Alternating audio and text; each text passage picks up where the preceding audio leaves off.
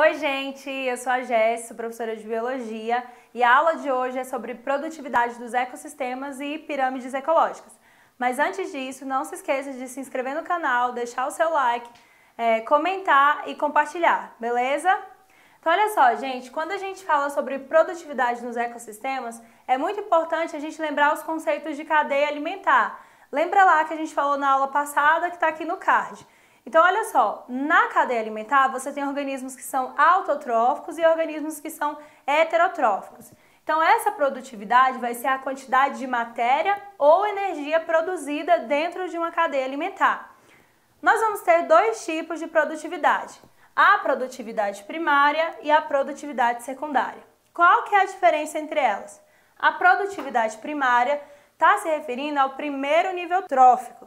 Se vocês se lembram, o primeiro nível trófico é referente aos produtores, que são aqueles organismos que vão absorver energia luminosa do sol e realizar o processo fotossintético. Já na produtividade secundária, nós vamos ter do segundo nível trófico em diante, que seria então aqui os consumidores, que pode ser primário, secundário, terciário e assim sucessivamente. Falando um pouco sobre produtividade primária. Então, essa produtividade primária aqui se refere ao produtor. Toda a energia absorvida, do sol e transformada em energia química por meio da fotossíntese vai compor o que a gente chama de produtividade primária bruta, ou PPB. Então, isso aqui é o total, toda a energia produzida. Então, o ppl seria a produtividade primária líquida, que nada mais é do que a energia armazenada no organismo desse ser vivo. Para a gente saber quanto que é a produtividade primária líquida, você vai precisar fazer o cálculo entre a produtividade primária bruta menos a energia consumida por esse organismo. Ou seja, todos os organismos, eles têm metabolismo, eles fazem as atividades deles, como, por exemplo, fotossíntese, geração de metabólitos e assim sucessivamente. E isso gasta energia. Então, a produtividade total, menos a energia gasta para fazer os metabolismos, é o que vai formar a produtividade primária líquida. Beleza? Agora, na produtividade secundária, a gente vai ter aqui os consumidores. A mesma coisa, gente, produtividade secundária bruta é toda a energia absorvida por esses organismos a partir dos produtores e que eles vão utilizar no seu organismo. Então, é energia total. Energia e matéria, tá, gente? Serve tanto para energia quanto para matéria.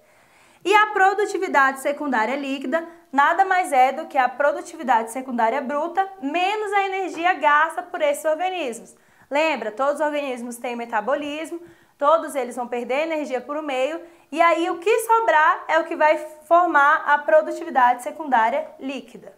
Agora a gente vai falar sobre pirâmides ecológicas. O que é uma pirâmide ecológica? Uma pirâmide ecológica nada mais é do que uma representação gráfica do fluxo de energia ou matéria ao longo da cadeia alimentar. Lembra aí, gente, a gente acabou de falar sobre produtividade nos ecossistemas e a gente viu que a produtividade ela vai ser dividida em primária e secundária e ela se refere à quantidade de energia ou matéria ao longo da cadeia alimentar. E a pirâmide é a forma da gente representar essa produtividade. Então, na pirâmide ecológica, a gente vai ter três tipos de pirâmide. A primeira é chamada de pirâmide numérica. Essa pirâmide aqui, ela vai simplesmente medir o número de indivíduos em cada nível trófico. Lembra o que é nível trófico? Produtor, consumidor primário, secundário, terciário e assim sucessivamente. Tem a pirâmide de biomassa. O que é a pirâmide de biomassa? Bio significa vida e massa está literalmente relacionado à massa corpórea. Então, vai medir a quantidade de massa corporal que cada um dos organismos tem a cada nível trófico. E a última pirâmide é a pirâmide de energia. Essa aqui, ela literalmente vai medir a quantidade de energia em cada um dos níveis tróficos, Produtor, consumidor primário, secundário e terciário. Então, vamos falar um pouco sobre a pirâmide numérica. Na pirâmide numérica, como eu já disse, ela vai medir literalmente o número de indivíduos a cada nível trófico. Então, por exemplo, Imagina que aqui eu tenho 300 pezinhos de capim espalhados num campo. Esses 300 capins vão servir de alimento para 50 gafanhotos. Esses 50 gafanhotos vão servir de alimento para 5 sapos. E esses 5 sapos vão servir de alimento para uma cobra. Ou seja, produtor, consumidor primário, consumidor secundário, consumidor terciário. Então a gente tem aqui, né, uma representação gráfica dos organismos a cada nível trófico. Essa pirâmide numérica, ela pode ser invertida? Pode, vou dar um exemplo. Eu tenho aqui uma árvore. Essa árvore serve de alimento para 200 besouros, que serve de alimento para 5 pássaros. Então aqui, produtor, consumidor primário, consumidor secundário. Então a árvore aqui é só uma árvore, servindo de alimento para 200 insetos e vão servir de alimento para 5 pássaros. Pode ser invertida, tá? Então a pirâmide numérica pode ser invertida. Lembrando que numérica é literalmente o número de indivíduos em cada um dos níveis tróficos, desde produtor até o último consumidor. Próxima pirâmide de biomassa. Outra coisa que eu quero falar, gente, se vocês repararem, nas pirâmides ecológicas, os decompositores eles não vão estar presentes. Por que eles não vão estar presentes? Porque independente do nível trófico aqui, qualquer organismo que morrer, ele vai passar pelo processo de decomposição. Então ele não precisa ser representado. Se a planta morrer, vai ser decomposta, se o consumidor primário morrer, vai ser decomposta e assim sucessivamente. Então aqui nas pirâmides ecológicas, a gente só vai ter produtores e consumidores. Voltando aqui para a pirâmide de biomassa então. Na pirâmide de biomassa, como eu disse, vai medir literalmente a quantidade de massa corpórea dos organismos em cada nível trófico. Geralmente, isso vai ser medido em gramas por metro quadrado. E aí, por exemplo, eu tenho 470 gramas de grama por metro quadrado no primeiro nível trófico, que é o de produtor. Aqui eu tenho 20 gramas por metro quadrado de gafanhotos, que são os consumidores primários. E aqui eu tenho 1 grama de sapo, que seria o consumidor secundário. Então, literalmente, a gente vai medir o peso, né, a massa corpórea desses organismos ao longo da cadeia alimentar. A massa, tá? Não é peso, a massa corpórea dos organismos ao longo da cadeia alimentar. Essa daqui pode ser invertida? No geral, ela não vai ser invertida, ela sempre vai ser representada nessa maneira aqui. Há uma exceção. Nos ecossistemas aquáticos, ela pode ser invertida, por quê? Porque o fitoplâncton geralmente vai estar em menor concentração do que o zooplâncton, que são os animais ali, os protozoários, né, os microcrustáceos ali que se alimentam desse fitoplâncton. E aí ele vai servir de alimento para outros organismos. Então, por que a gente consegue fazer essa representação invertida? Porque os organismos que compõem aqui o fitoplâncton, eles estão em menor quantidade, mas eles conseguem se reproduzir muito rápido. Então isso não altera, tá? Então por isso ele pode ser menor aqui e os outros estão em maior proporção. Mas lembrando que ela só vai ser invertida no ecossistema aquático. Em ambientes terrestres, você não pode representar de maneira invertida, sempre na maneira linear, né? Maior para o menor, beleza? Próxima e última pirâmide que a gente tem é a pirâmide de energia. Essa aqui é muito importante vocês se lembrarem do conceito de produtividade primária bruta e produtividade primária líquida. Por quê, gente? Porque a produtividade primária bruta é toda a energia produzida ou toda a matéria absorvida. Já a produtividade primária líquida é o que sobra, ou seja, é a produtividade primária bruta menos a energia consumida pelo corpo do organismo. Então eu vou colocar aqui, essa primeira linha aqui embaixo é o Sol. O Sol ele vai gerar energia luminosa que vai ser absorvida pelo produtor e convertida em energia química.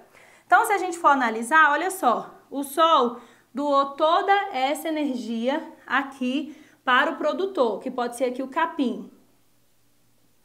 Mas lembra o que eu falei para vocês, gente, o capim ele vai ter o seu próprio metabolismo, as suas atividades cotidianas e ele vai gastar energia. Então, quando ele gasta essa energia, ele só consegue passar para o próximo nível trófico essa concentração aqui de energia. Então, joga para cima aqui, que pode ser o gafanhoto. Então, olha só, o gafanhoto recebeu toda essa energia aqui do capim. Porém, o gafanhoto também vai fazer todas as atividades dele cotidianas, metabolismos, que vão gastar energia. Olha a setinha que eu coloquei aqui. Vai perder calor, então vai gastar energia. Gastando energia, então, ele só vai passar essa concentração aqui para o próximo nível trófico. Então, esse próximo nível trófico aqui, que pode ser um sapo, ele vai receber toda essa energia do gafanhoto, porém, ele vai gastar energia nas suas atividades, metabolismo e tudo mais, então só vai passar essa quantidade aqui de energia para o próximo nível, que pode ser aqui uma cobra. E a cobra também vai perder porque ela vai fazer as suas atividades. Então, se a gente for analisar, o fluxo da energia, ele vai ser linear, né? Sempre vai ser perdido ao longo da cadeia alimentar. É o que eu falei, ele é unidirecional, ele não volta, né? A energia de um organismo não pode voltar para o outro, né? Então, tem que seguir esse fluxo. E aqui a gente consegue ver que a energia vai sendo perdida, por isso é importante você se lembrar desses conceitos. Por quê? A gente tem aqui, por exemplo, uma produtividade primária bruta, que é toda a energia que o sol conseguiu passar para o capim, porém o líquido que sobra no capim é bem menor, porque ele faz o seu metabolismo, e assim sucessivamente. Essa pirâmide aqui, especificamente, ela não pode ser expressa invertida, de jeito nenhum. Por quê? Porque foi o que eu disse, a energia ela não pode voltar de um nível trófico, porque ela vai sendo perdida e passada para outros níveis tróficos, tá? Então, sempre ela vai ter que ser representada dessa forma, não pode ser representada invertida.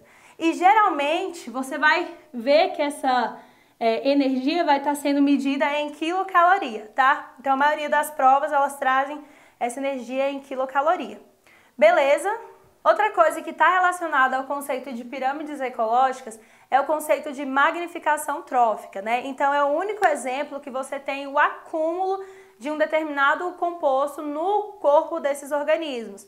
Então, ao contrário da energia que vai sendo perdida, na magnificação trófica você teria essa pirâmide invertida, ela vai se acumulando, né? Então, por exemplo, o mercúrio ou alguns inseticidas podem contaminar, por exemplo, aqui o capim, que vai contaminar o gafanhoto, que vai contaminar o sapo e a cobra, mas em proporções maiores. Por quê? O gafanhoto não vai comer só um capim, ele vai comer uma quantidade muito grande de capim. Então, se ele vai comer uma quantidade muito grande, a gente já teria aqui um espaço maior.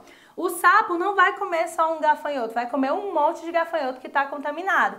Então, vai aumentar mais ainda. E aí, consequentemente, a cobra vai comer o sapo e ela não vai comer só um sapo. Então, por isso a gente chama de magnificação trófica. Porque esse composto que contaminou esses organismos, ele vai aumentando ao longo da cadeia alimentar e não diminuindo, como por exemplo a energia. É isso, pessoal. Qualquer dúvida, deixa aí nos comentários. Então é isso, pessoal. Tchau, até a próxima aula. Muito obrigada pela atenção. Bebam água e se for sair de casa, usa máscara.